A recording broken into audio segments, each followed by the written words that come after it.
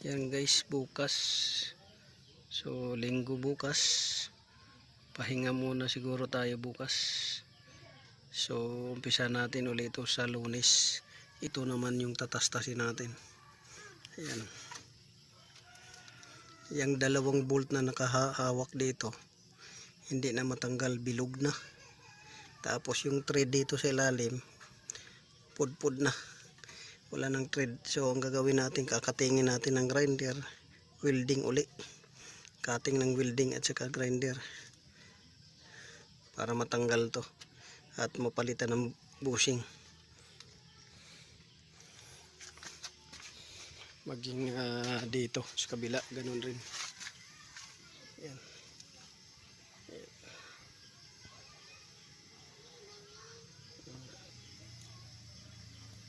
So matrabaho lang talaga siya, gawa ng yung chassis frame kasi nito ay masikip at yung mga parts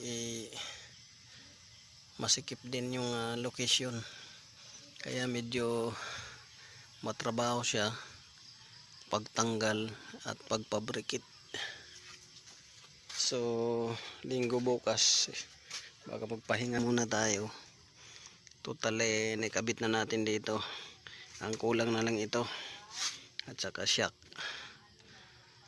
So yan, Lunes siguro umpisa natin yan, banata natin uli ng Lunes. So yun.